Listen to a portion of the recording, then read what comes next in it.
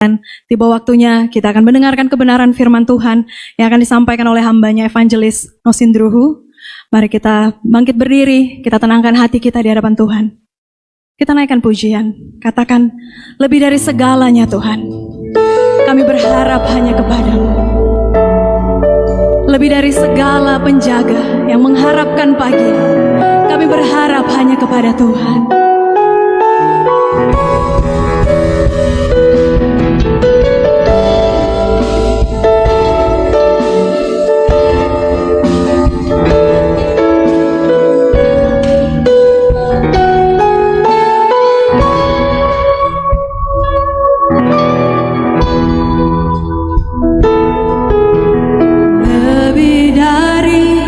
Segalanya ku berharap padamu, lebih dari para penjaga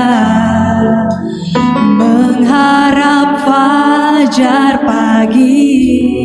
Begitu rindu hatiku Tuhan, begitu rindu hati. Kami mau berada dekatmu, dekatmu. Alangkah dalam kasih-Mu memenuhi hidupku.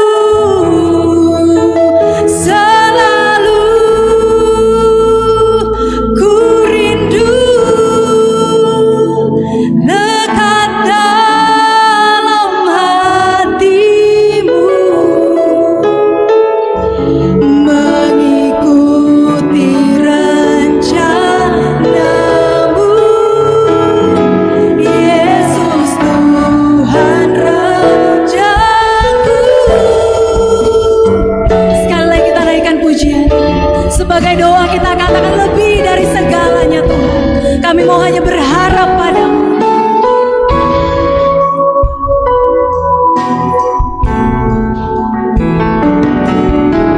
Lebih dari segalanya ku berharap padamu.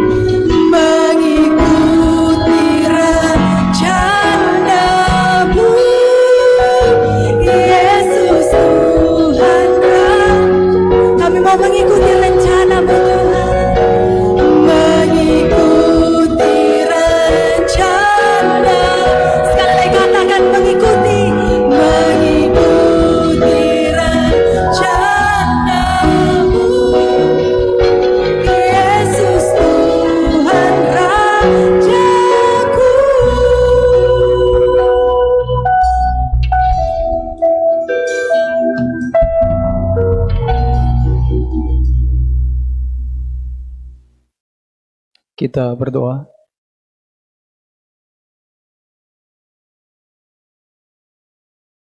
Benar ya Tuhan bahwa kami rindu datang kepada Tuhan. Dan kami memohon suara lawatan Tuhan memperdengarkan firman-Mu dalam pikiran kami.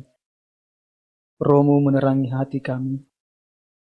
Berkati hamba-Mu yang saat ini menyampaikan kebenaran firman Tuhan. Dan berkati seluruh jemaat Tuhan. Kami sama-sama diberkati oleh firman Tuhan yang akan kami pelajari pada pagi hari ini. Di dalam nama Yesus kami berdoa. Amin. Silakan duduk kembali jemaat Tuhan.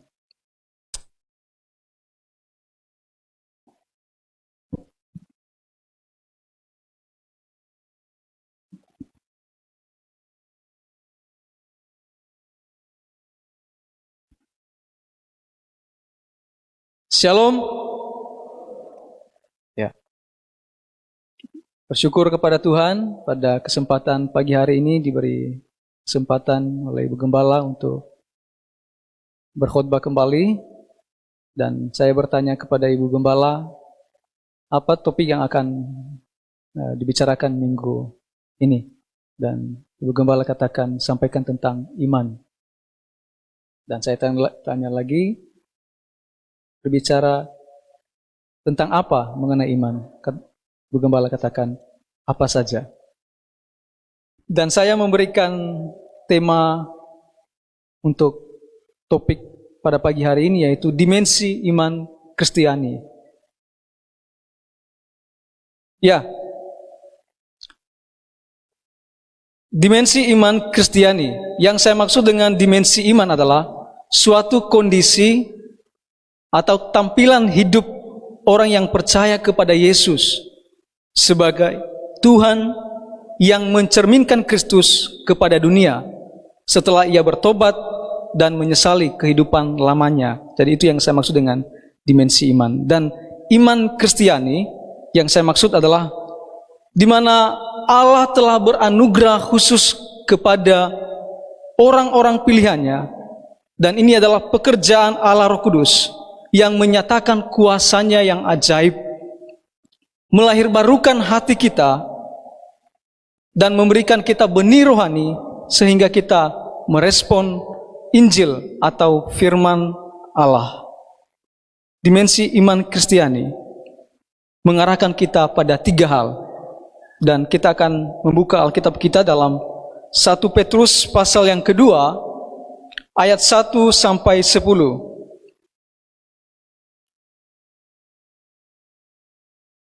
1 Petrus pasal yang kedua ayat 1 sampai 10. Saya akan bacakan bagi kita semua. Judul perikop, Yesus Kristus batu penjuru. Karena itu buanglah segala kejahatan, segala tipu muslihat, dan segala macam kemunafikan, kedengkian dan fitnah.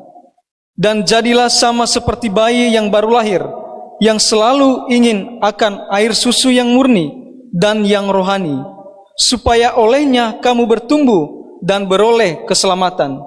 Jika kamu benar-benar telah mengecap kebaikan Tuhan, dan datanglah kepadanya batu yang hidup itu, yang memang dibuang oleh manusia, tetapi yang dipilih dan dihormat di hadirat Allah. Dan biarlah kamu juga dipergunakan sebagai batu hidup untuk pembangunan suatu rumah rohani, bagi suatu imamat kudus, untuk mempersembahkan persembahan rohani karena Yesus Kristus berkenan kepada Allah. Sebab ada tertulis dalam kitab suci, sesungguhnya aku meletakkan di Sion sebuah batu yang terpilih, sebuah batu penjuru yang mahal, dan siapa yang percaya kepadanya tidak akan dipermalukan. Karena itu, bagi kamu yang percaya, ia mahal. Tetapi bagi mereka yang tidak percaya, batu yang telah dibuang oleh tukang-tukang bangunan telah menjadi batu penjuru, juga telah menjadi batu sentuhan dan suatu batu sandungan. Mereka tersandung padanya karena mereka tidak taat kepada firman Allah, dan untuk itu mereka juga telah disediakan. Tetapi kamulah bangsa yang terpilih, imamat yang rajani, bangsa yang kudus, umat kepunyaan Allah sendiri, supaya kamu memberitakan perbuatan-perbuatan yang besar dari Dia yang telah memanggil kamu keluar dari kegelapan kepada terangnya yang ajaib. Kamu yang dahulu bukan umat Allah, tetapi yang sekarang telah menjadi umatnya, yang dahulu tidak dikasihani, tetapi yang sekarang telah beroleh belas kasihan. Tema kita pada pagi hari ini adalah dimensi iman Kristiani. Maksudnya bahwa Allah telah beranugerah khusus bagi kita, sehingga kita dapat merespon firman Allah, dan kita percaya kepada Kristus, kita bertobat, lalu kita menampilkan cahaya Kristus atau Kristus bagi dunia yang dibutakan oleh ilah-ilah zaman ini. Bagaimana dimensi iman Kristiani? Bagaimana seharusnya tampilan orang yang mengaku telah percaya kepada Kristus? Bagaimana seharusnya kondisi hidup orang yang sudah percaya kepada Kristus, yang sudah lahir baru? Iman yang sejati, bila kita mengaku bahwa percaya kepada Kristus, mengarahkan kita pada 3 hal. Yang pertama, Rasul Petrus berkata dalam ayat 1, karena itu buanglah segala kejahatan, segala tipu muslihat, dan segala macam kemunafikan, kedengkian, dan fitnah. Sebelumnya Rasul Petrus membicarakan tentang kehidupan orang yang telah dilahirbarukan melalui firman Allah. Lalu Rasul Petrus berkata, karena itu buanglah segala kejahatan,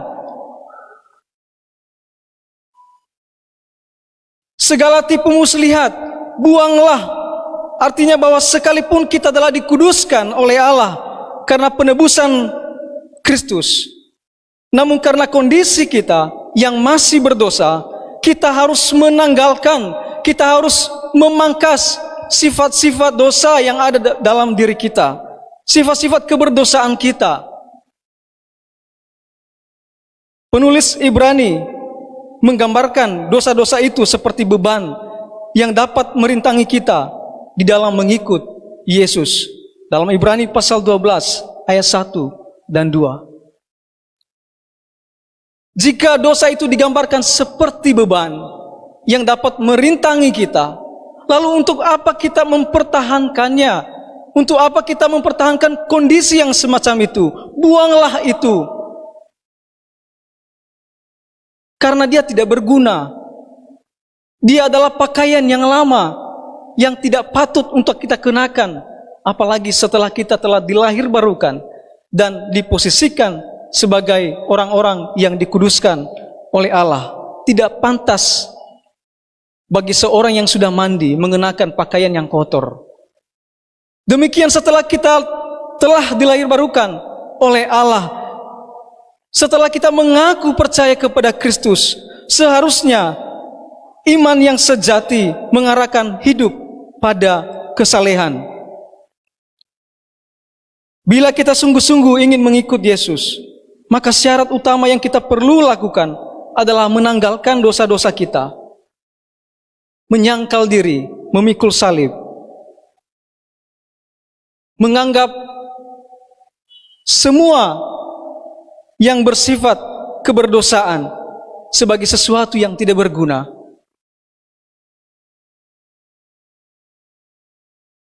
Dan di sini Rasul Petrus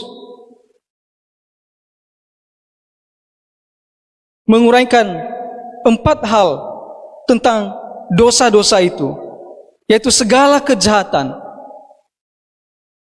Segala kejahatan adalah niat buruk yang dapat saja merugikan orang secara pribadi, ataupun banyak orang, termasuk tindakan-tindakan kriminal, entah dalam kehidupan yang nyata maupun di dunia maya. Saat ini banyak sekali orang dirugikan di dunia maya soal kejahatan cybercrime ya. Jadi kejahatan sekarang semakin meningkat. Dunia bukan tambah baik, tetapi tambah buruk. Tambah maju, tapi juga keburukannya tambah maju. Buanglah segala kejahatan.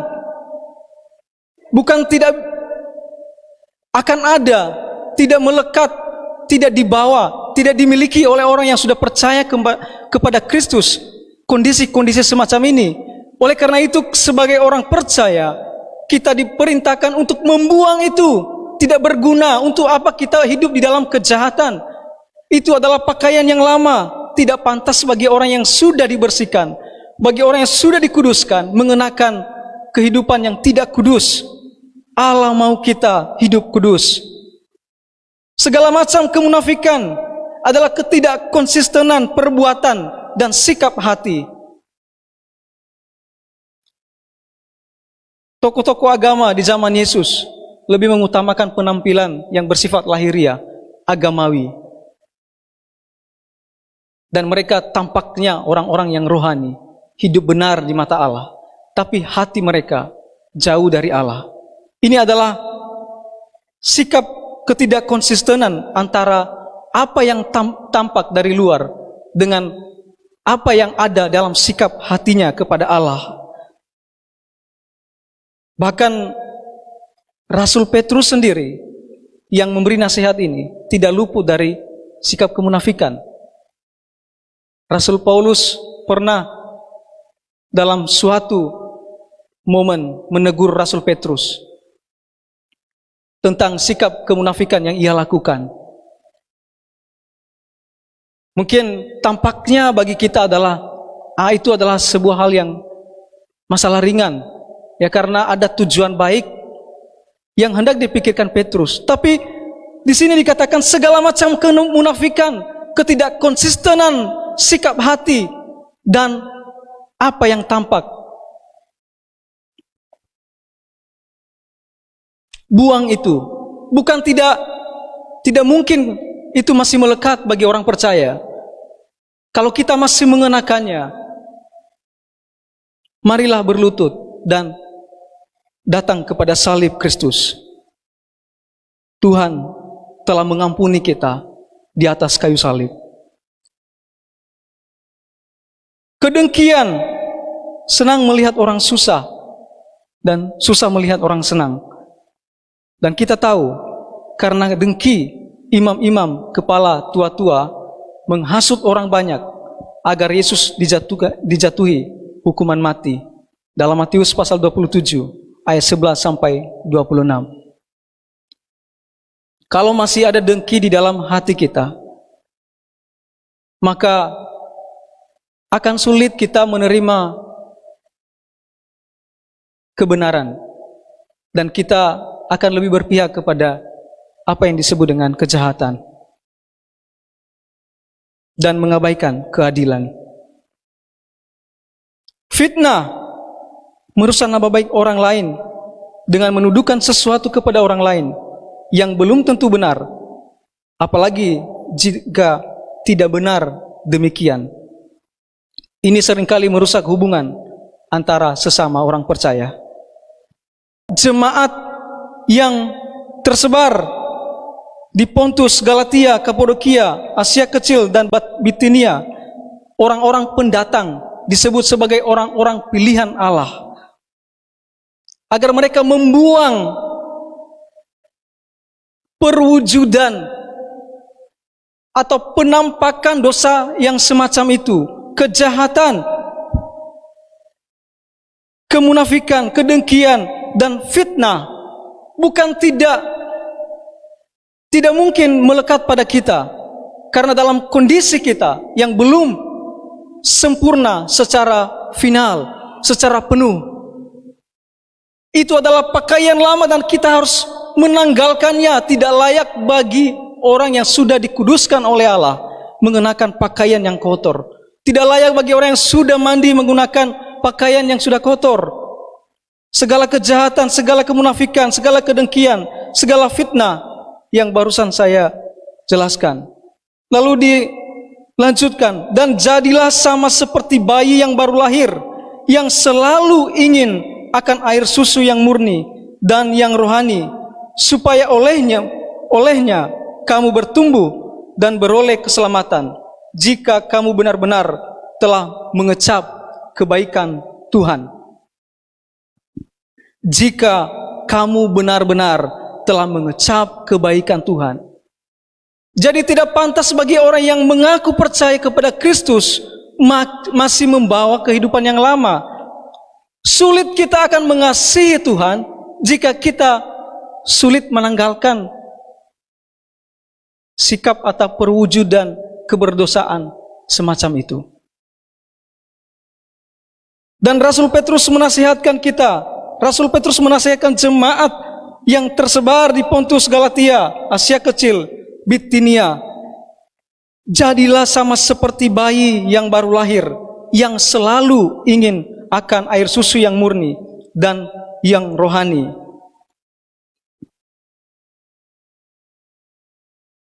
Seorang yang beriman kepada Kristus semestinya selalu mendambakan hal-hal rohani, firman Allah. Ia seperti seorang bayi yang selalu ingin air susu. Seolah-olah kita tidak dapat hidup tanpa disiram atau diisi oleh firman Allah. Pertanyaannya bagi kita adalah, sejak kita mengaku percaya kepada Kristus, apakah kita sudah seperti seorang bayi yang begitu merindukan air susu yang murni, seolah-olah kita tidak dapat hidup tanpa kebutuhan yang paling primer itu, yang paling pokok itu, yaitu firman Allah. Jangan sampai Alkitab kita berdebu di atas lemari. Kita mengatakan, aku mengasihi Engkau Tuhan, tapi suratnya saja yang isi hatinya yang diberikan kepada kita, yang disingkapkan roh kepada kita untuk kita tahu. Kita tidak pernah membacanya, melihatnya. Tapi kita sering bertanya, apa sih maumu Tuhan? Ketika dalam kondisi yang terpuruk. Tapi Tuhan sudah menyatakan maunya Tuhan kepada kita melalui suratnya, melalui firman Allah bagi kita. Sudahkah ada kerinduan yang dalam untuk selalu menanti apa yang hendak dikatakan Tuhan bagi saya dengan merenungkan firman-Nya? Seorang yang beriman kepada Kristus semestinya menjadikan firman Allah sebagai kesukaan dan kebutuhan yang harus dipenuhi. Namun akan sulit kita menyukai firman Tuhan apabila kita tidak siap untuk membuang atau menanggalkan segala bentuk-bentuk dosa yang merintangi kita. Buanglah hal itu, dan kita akan lebih mudah rindu mengharapkan apa kehendak Tuhan bagi saya, apa yang saya harus lakukan dalam situasi apapun, di dalam apapun yang menjadi panggilan kita, di dunia kerja apapun kita. Tapi sulit kita melakukan, sulit kita akan mendengarkan apa suara Tuhan bagi kita jika kita tidak siap untuk menanggalkan jubah yang lama. Kehidupan, keberdosaan, kondisi kita yang masih hidup dalam keberdosaan tidak pantas bagi kita yang sudah dikuduskan oleh Allah. Kita dapat berkenan kepada Allah hanya melalui iman kepada Kristus.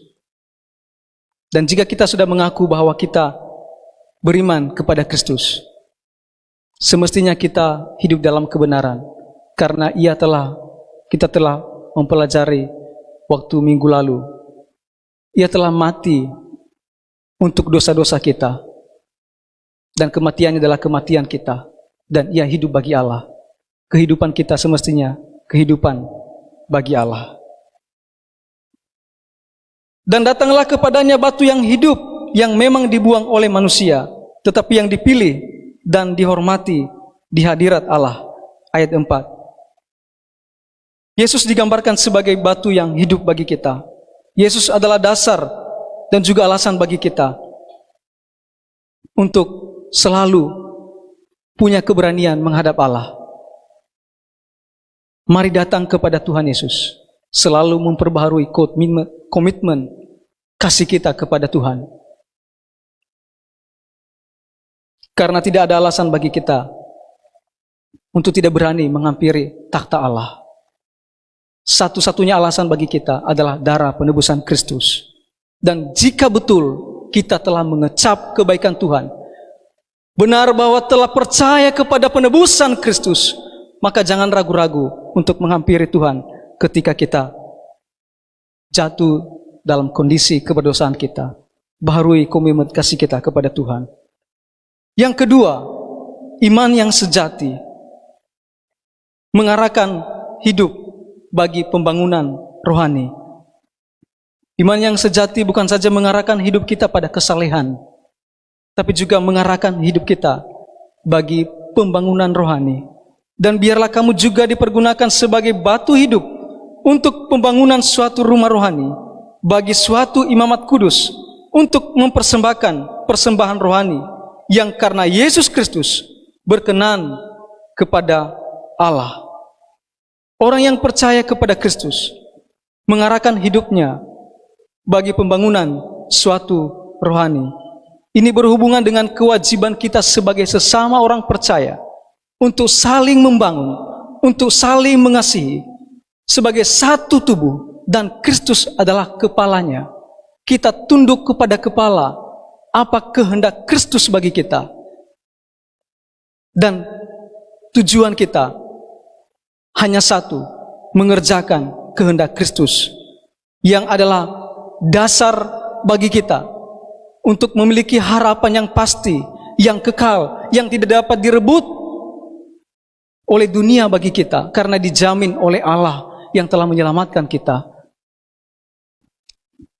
Bahwa orang percaya memiliki kewajiban untuk saling membangun sebagai sesama tubuh Kristus. Dan ini adalah konsekuensi dari persekutuan, dari persatuan kita di dalam Yesus.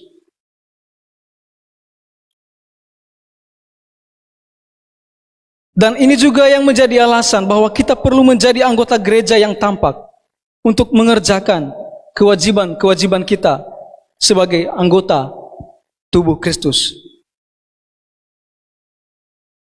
Dan kita tidak boleh menjauhkan diri dari pertemuan-pertemuan ibadah yang adalah juga menjadi sarana bagi penyaluran berkat-berkat rohani yang disediakan Allah bagi kita, yang tampaknya tidak kelihatan.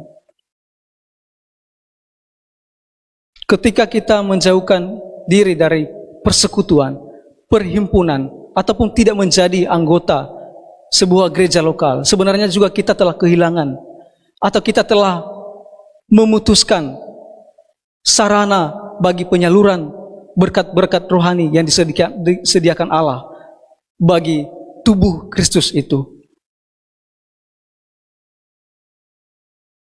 Memang bahwa gereja, seluruh orang-orang yang percaya kepada Kristus secara secara keseluruhan tinggal di dalam Kristus, satu di dalam Kristus. Tapi kita tidak dapat menghindari, kita tidak dapat mengabaikan kesatuan yang nyata secara lokal. Itulah perlunya komitmen kita menjadi suatu anggota jemaat aktif di dalam sebuah gereja, agar kita bisa menikmati berkat-berkat rohani yang dianugerahkan Kristus bagi tubuhnya. Kita saling memperlengkapi, kita saling membangun sebagai sesama tubuh Kristus. Seperti yang dikatakan juga oleh Rasul Paulus dalam Roma pasal 12 ayat 4. Sebab sama seperti pada satu tubuh kita mempunyai banyak anggota, tetapi tidak semua anggota itu mempunyai tugas yang sama. Demikian juga kita, walaupun banyak, adalah satu tubuh di dalam Kristus, tetapi kita masing-masing adalah anggota yang seorang terhadap yang lain. Demikianlah kita mempunyai karunia yang berlain-lainan menurut kasih karunia yang dianugerahkan kepada kita. Jika karunia itu adalah untuk bernubuat, baiklah kita melakukannya sesuai dengan iman kita. Jika karunia untuk melayani, baiklah kita melayani. Jika karunia untuk mengajar, baiklah kita mengajar. Jika karunia untuk menasihati, baiklah kita menasihati. Siapa yang membagi-bagikan sesuatu, hendaklah ia melakukannya dengan hati yang ikhlas. Siapa yang memberi pimpinan, hendaklah ia melakukannya dengan rajin. Siapa yang menunjukkan kemurahan, hendaklah ia melakukannya dengan sukacita.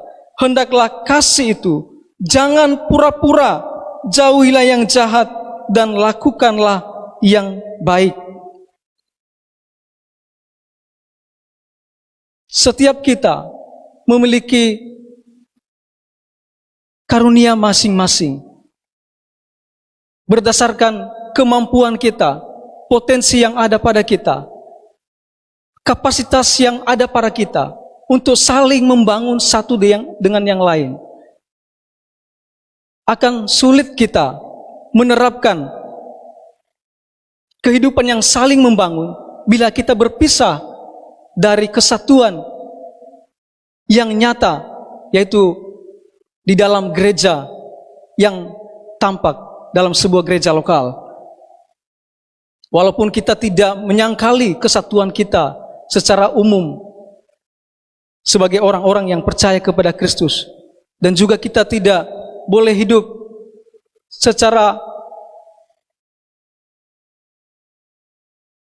hanya memikirkan kelompok kita saja, tapi kelompok atau gereja lain kita anggap bukan orang-orang yang percaya kepada Kristus dan tidak patut ditolong ketika gereja-gereja tertentu perlu ditolong.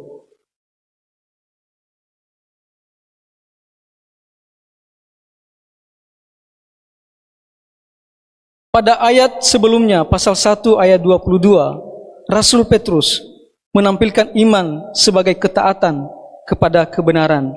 Karena kamu telah menyucikan dirimu oleh ketaatan kebenaran, sehingga kamu dapat mengamalkan kasih persaudaraan yang tulus ikhlas. Hendaklah kamu sungguh-sungguh saling mengasihi dengan segenap hatimu. Kita dapat mengasihi dengan sungguh-sungguh bila kita benar-benar telah dilahirbarukan oleh Roh Kudus dan sehingga memiliki iman yang sejati. Jika betul kita telah percaya kepada Kristus, telah dilahirbarukan oleh Roh Kudus, bukan tidak mudah bagi kita untuk tidak mengasihi sesama orang percaya.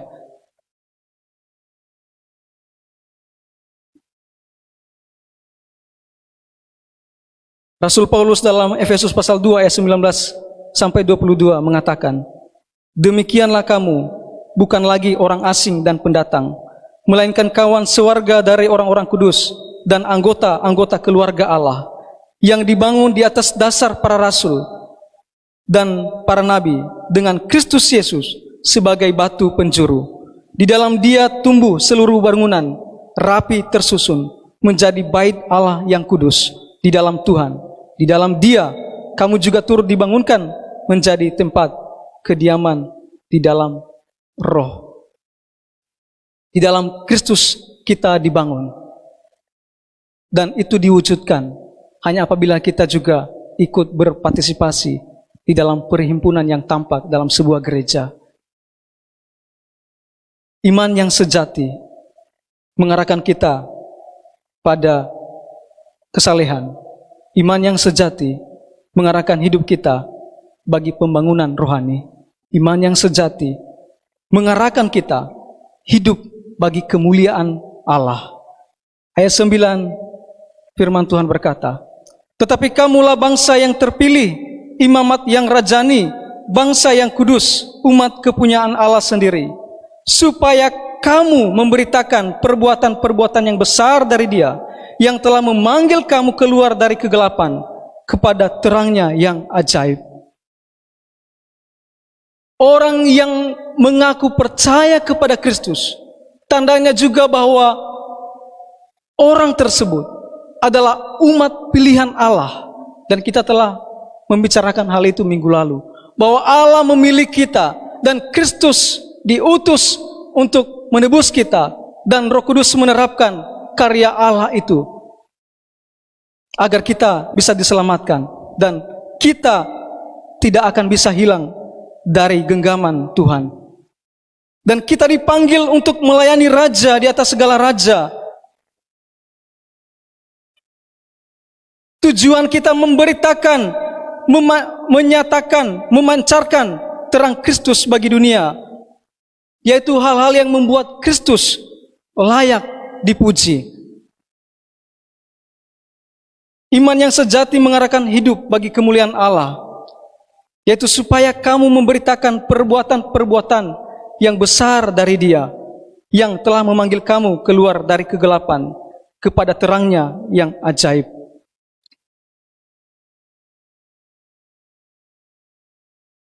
Segala perbuatan baik kita yang berguna bagi pembangunan rohani harus didorong oleh rasa kagum kita kepada Allah atas apa yang telah Ia lakukan bagi kita secara pribadi.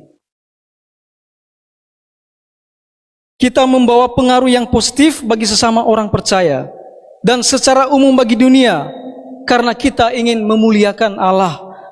Kita ingin mempersembahkan persembahan yang rohani kepada Allah, seperti yang dikatakan dalam ayat sebelumnya, untuk mempersembahkan persembahan rohani yang karena Kristus berkenan kepada Allah.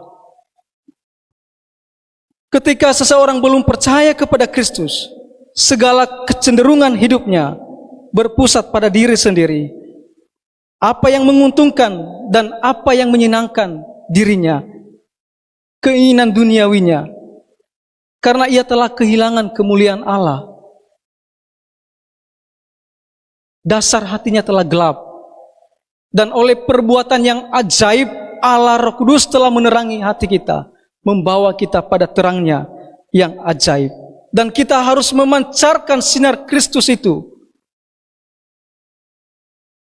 baik untuk pembangunan sesama orang percaya, maupun bagi dunia, menjadi garam, menjadi terang, mencegah kerusakan moral yang lebih jahat, baik di dunia kerja, di lingkungan, di rumah tangga kita, dan apapun itu, kita harus menjadi garam dan terang, memancarkan cahaya Kristus, hal yang layak menjadi pujian bagi Kristus. Cara hidup kita adalah pujian yang sejati bagi Allah yang telah menebus kita. Setelah orang lahir baru, pusat hidupnya berubah karena ia melihat dirinya yang berdosa dan memerlukan Kristus sebagai juru selamat satu-satunya. Ia memberi hidupnya untuk mengikut Kristus, dan ia selalu memandang pada apa yang berkenan kepada Tuhan. Ia sadar bahwa ia selayaknya dimurkai, namun karena ia beroleh belas kasihan Allah, sekarang dengan rela ia datang dan mau mempersembahkan sesuatu yang harum, yang menyenangkan hati Tuhan. Itulah sebabnya juga Rasul Paulus berkata dalam Roma pasal 12 ayat 1, "Karena itu saudara-saudara, demi kemurahan Allah, aku menasihatkan kamu, supaya kamu mempersembahkan tubuhmu sebagai persembahan yang hidup, yang kudus, dan yang berkenan kepada Allah. Itulah ibadahmu yang sejati." Ibadahmu yang sejati, atau ibadahmu yang masuk akal, yang sepantasnya, yang selayaknya. Iman yang sejati mengarahkan hidup kita bagi kemuliaan Allah, bukan lagi pada diri sendiri. Sudahkah kita hidup memancarkan cara hidup yang baik, yang sesuai dengan kehendak Allah, sehingga hal itu pantas menjadi persembahan yang rohani bagi Allah? Sudahkah hidup kita menjadi puji-pujian yang berbau harum di hadapan Allah? Mari kita memeriksa hidup kita. Lebih lanjut, Rasul Petrus menasihatkan jemaat itu sebagai pendatang yang disebut sebagai orang-orang pilihan. Dalam ayatnya yang 11, saudara-saudaraku yang kekasih, aku menasihati kamu supaya sebagai pendatang dan perantau, kamu menjauhkan diri dari keinginan-keinginan daging yang berjuang melawan jiwa. Milikilah cara hidup yang baik di tengah-tengah bangsa-bangsa bukan Yahudi, supaya apabila mereka memfitnah kamu sebagai orang durjana, mereka dapat melihatnya dari perbuatan-perbuatanmu yang baik dan memuliakan Allah pada hari Ia melawat mereka. Iman yang sejati mengarahkan kita pada 3 hal. Yang pertama, mengarahkan hidup pada kesalehan. Yang kedua, mengarahkan hidup bagi pembangunan rohani. Dan yang ketiga, mengarahkan hidup bagi kemuliaan Allah. Apa yang terpenting bagi Allah, bukan apa yang terpenting bagi saya. Ada sebuah cerita, sepasang suami istri pindah kota, lalu tinggal di sebuah tempat di mana di depan rumahnya itu ada orang yang sedang menjemur pakaian, ibu-ibu. Lalu istrinya berbisik kepada suaminya, lihat itu ibu-ibu yang sedang menjemur pakaian, tidak bersih pakaian yang dia cuci, banyak sekali kotoran. Ya, suaminya diam saja. Lalu kemudian esok harinya berulang kembali ketika mereka duduk santai di depan teras rumah, ia melihat pakaian yang dicuci dan tampaknya kotor. Dan ia cerita lagi kepada suaminya, tidak becus itu perempuan kalau menyuci, banyak sekali kotoran. Lalu suaminya diam saja. Esok hari ketika mereka terbangun dan si perempuan melihat pakaian yang sudah dicuci dan pakaian itu tidak kotor, bersih, tidak seperti biasanya kotor. Dan dia berkata kepada suaminya, tumben sekali pakaian yang dicuci oleh perempuan itu bersih. Lalu suaminya berkata, tadi saya baru selesai cuci kaca rumah, banyak kotoran debu. Jadi yang dilihat kemarin itu debu di kaca jendela rumah kita. Jadi kita melihat kotoran di sana. Seringkali kita lebih fokus dengan orang lain, tapi kita lupa memeriksa diri kita di hadapan Kristus yang telah menebus kita. Bila benar kita telah percaya kepada Kristus, telah lahir baru, mari selalu memperbaharui diri, datang kepada Kristus. Dan tidak ada alasan bagi kita untuk tidak berani, karena Kristus menyelesaikan semua pelanggaran kita selesai, baik hari ini, besok, dan kemarin juga telah diselesaikan oleh Kristus sampai tuntas. Perbaharui kondisi hidup kita. Mari kita menyenangkan Allah yang telah menebus kita. Bila benar kita telah mengecap karunia Tuhan itu, benar-benar kita tahu bahwa Ia telah menebus saya dari murkanya, maka iman yang semacam itu akan mengarahkan hidup kita pada kesalehan, mengarahkan hidup kita bagi pembangunan rohani, mengarahkan hidup kita untuk kemuliaan Allah. Kita berdoa. Kami bersyukur kepadamu ya Tuhan, oleh karena anugerah Tuhan yang begitu besar bagi kami, yang telah memanggil kami dari kegelapan, dari dasar hati kami yang melawan Tuhan. Tuhan telah memperbarui hati kami mengenal firman-Mu, menerangi pikiran kami, dan mengenal berkat-berkat rohani, menikmatinya. Dan kami percaya, kami punya pengharapan yang sejati yang Tuhan sediakan bagi kami yang terus tekun melayani Kristus yang adalah kepala gereja. Biarlah Roh Kudus memimpin kami pada kesalehan hidup, pada pembangunan rohani, dan juga untuk memuliakan Allah kami. Dalam nama Yesus kami berdoa. Amin.